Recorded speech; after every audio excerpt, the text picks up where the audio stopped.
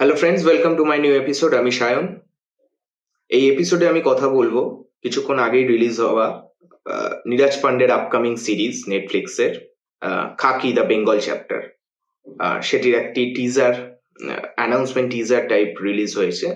সেটি কেমন লাগলো, যেখানে সুপারস্টার জিৎ, বুম্বাদা, প্রসেনজিৎ চ্যাটার্জি, শাশ্বত চট্টোপাধ্যায়, পরমব্রত চ্যাটার্জি, আরো অনেকে আছে।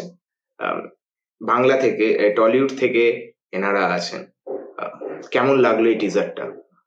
টিজারটা যেভাবে শুরু হচ্ছে, যে একটা ব্যাকগ্রাউন্ডে যে টোনটা দিয়ে শুরু হচ্ছে, মানে একটা যে ডিফারেন্স লাগছে, যে সেটা বোঝা যাচ্ছে বেশ ভালো করে। এবং যেভাবে মারছে, ওই রক্ত যেভাবে দেখাচ্ছে, বেশ ভায়োলেন্ট সিরিজ যে হতে চলেছে সেটাও বোঝা যাচ্ছে।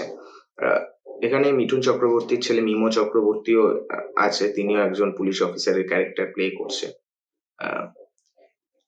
কিন্তু আমি এখানে মেইনলি প্রেস করব দুজনের কথা।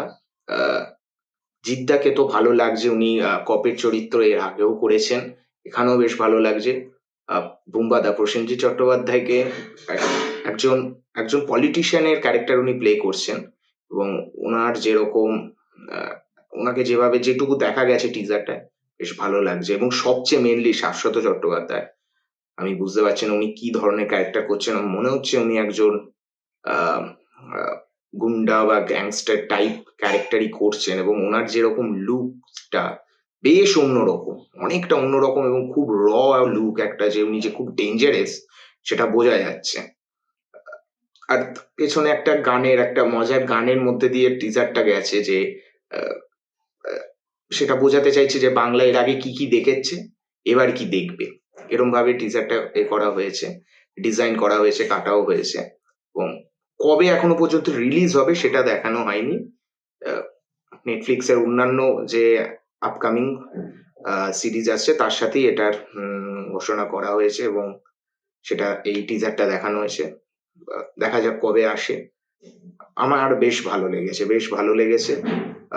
প্রথমবার এ ধরনের কিছু দেখছি, যে টলিউডের অনেকজন অ্যাক্টর, যারা একটা হিন্দি নেটফ্লিক্সের একটা হিন্দি সিরিজে কাজ করছেন, এবং একটা বড় সিরিজে কাজ করছেন।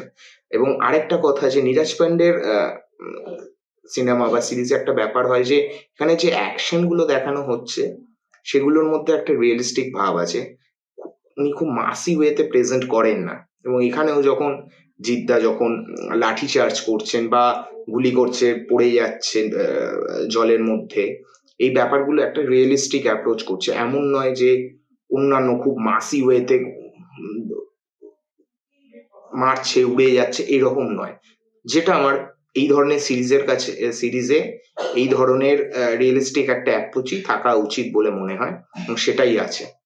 তো আমার বেশ ভালো লেগেছে। আপনাদের কি মতামত এই টিজারটা দেখে?